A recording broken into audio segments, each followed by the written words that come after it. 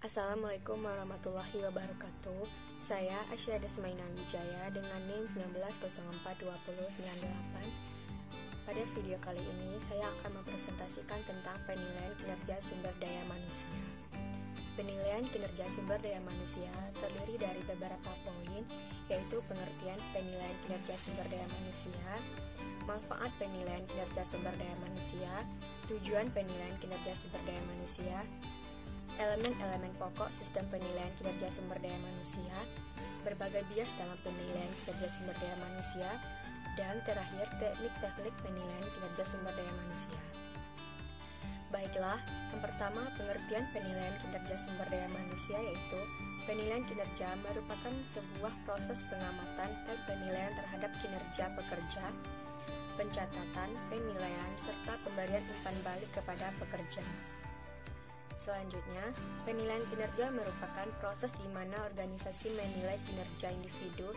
Jika kinerja dilakukan sesuai dengan standar yang telah ditentukan, maka dapat dipastikan bahwa upaya-upaya individual telah memberikan kontribusi kepada fokus strategis dari organisasi yang bersangkutan. Selanjutnya, manfaat penilaian kinerja sumber daya manusia menurut Sedarmayanti tahun 2010 yaitu meningkatkan prestasi kerja. Dengan adanya penilaian, baik pimpinan maupun karyawan memperoleh umpan balik dan mereka dapat memperbaiki pekerjaannya atau prestasinya. Selanjutnya, memberikan kesempatan kerja adil. Penilaian akurat dapat menjamin karyawan memperoleh kesempatan menempati posisi pekerjaan sesuai kemampuannya. Selanjutnya, kebutuhan pelatihan dan pengembangan, yaitu melalui penilaian kinerja, terdeteksi karyawan yang kemampuannya rendah sehingga memungkinkan adanya program pelatihan untuk meningkatkan kemampuan mereka. Selanjutnya, penyesuaian kompensasi. Melalui penilaian, pemimpin dapat mengambil keputusan dalam menentukan perbaikan pemberian kompensasi dan sebagainya. Selanjutnya, keputusan promosi dan demosi. Hasil penilaian kinerja dapat digunakan sebagai dasar pengambilan keputusan untuk mempromosikan atau mendemosikan karyawan. Selanjutnya, mendiagnosis kesalahan desain pekerjaan. Kinerja yang buruk mungkin merupakan suatu tanda kesalahan dalam desain pekerjaan. Penilaian kinerja dapat membantu mendiagnosis kesalahan tersebut. Selanjutnya, menilai proses rekrutmen dan seleksi. Kinerja karyawan baru yang rendah dapat mencerminkan adanya penyimpangan proses rekrutmen dan seleksi. Selanjutnya, ada tujuan penilaian kinerja sumber daya manusia, yaitu mengetahui keterampilan dan kemampuan karyawan sebagai dasar perencanaan bidang kepegawaian, sebagai dasar pengembangan dan pendayagunaan karyawan seoptimal mungkin, dan mendorong terciptanya hubungan timbal balik yang sehat antara atasan dan bawahan. Selanjutnya, mengetahui kondisi organisasi secara keseluruhan. Karyawan mengetahui kekuatan dan kelemahannya dan bermanfaat bagi penilaian dan pengembangan di bidang kepegawaian. Elemen pokok sistem penilaian kinerja sumber daya manusia, yaitu kesetiaan, prestasi kerja, tanggung jawab, ketaatan. Selanjutnya, elemen-elemen pokok sistem penilaian kinerja sumber daya manusia menurut Birman Safri dan Alwi tahun 2014. Yang pertama, kesetiaan. Kesetiaan adalah kesetiaan ketaatan kepada Undang-Undang Dasar 1945, negara dan pemerintahan. Selanjutnya, prestasi kerja. Prestasi kerja adalah hasil kerja yang dicapai oleh seorang pegawai negara sipil dalam melaksanakan tugas yang dibebankan kepadanya. Selanjutnya, tanggung jawab. Tanggung jawab adalah kesanggupan seorang PNS menyelesaikan pekerjaan yang dibebankan kepadanya dengan tepat waktu serta berani memikul risiko atas keputusan yang diambil atau tindakan yang dilakukannya.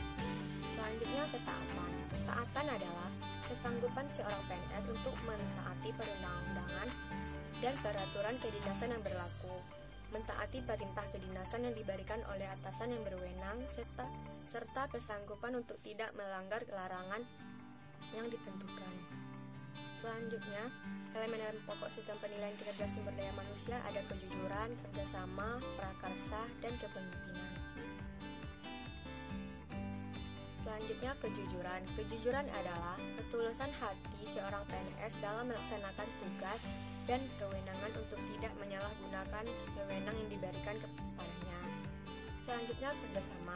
Kerjasama adalah kemampuan seorang PNS untuk bekerja sama dengan orang lain dalam menyelesaikan sesuatu tugas yang ditentukan sehingga mencapai daya guna dan hasil yang sebesar-besarnya. Selanjutnya, prakarsa. Prakarsa adalah kemampuan seorang PNS untuk mengambil keputusan, langkah-langkah, atau melaksanakan sesuatu tindakan. Selanjutnya, kepemimpinan. Kepemimpinan adalah kemampuan seorang PNS untuk meyakinkan orang lain agar melaksanakan tugas pokok. Kepemimpinan hanya dinilai bagi PNS yang berpangkat pengatur muda golongan ruang atas yang memangku suatu jabatan. Selanjutnya, bias penilaian kinerja sumber daya menurut Benjamin Bucket, yaitu penilaian kinerja adalah deskripsi secara sistematik tentang relevansi antara tugas-tugas yang diberikan dengan pelaksanaannya oleh seorang pekerja. Selanjutnya, penilaian kinerja adalah usaha mengidentifikasi, mengukur atau menilai, dan mengelola atau manajemen pekerjaan yang dilaksanakan oleh para pekerja di lingkungan suatu organisasi. Mengidentifikasi pekerjaan yang dilaksanakan pekerja dapat berarti menjajaki dan mendeskripsikan segala sesuatu yang dikerjakan selama tengah waktu tertentu. Selanjutnya, penilaian kinerja adalah kegiatan mengidentifikasi pelaksanaan pekerjaan dengan menilai aspek-aspeknya yang difokuskan pada pekerjaan yang berpengaruh pada kesuksesan organisasi. Selanjutnya, penilaian adalah kegiatan pengukuran sebagai usaha menetapkan keputusan tentang sukses atau gagal dalam melaksanakan pekerjaan oleh seorang pekerja. Selanjutnya, teknik-teknik penilaian kinerja sumber daya manusia ada penilaian kinerja formal dan bermanfaat bagi penilaian dan pengembangan di bidang kepegawaian. Selanjutnya, penilaian kinerja informal, yaitu proses tersebut dilakukan secara terus-menerus dan pimpinan memberikan informasi kepada pekerja yang bersangkutan sebagai umpan balik mengenal kinerja telah dilakukannya, termasuk kelemahan dan kelebihannya. Penilaian ini dapat dilakukan dalam tugas sehari-hari. Cara ini banyak dilakukan dengan maksud agar pekerja mengetahui kelemahan dan kekurangannya, serta mendorong agar pekerja dapat meningkatkan kinerjanya. Dengan demikian, kinerja yang negatif tidak berkembang menjadi kebiasaan.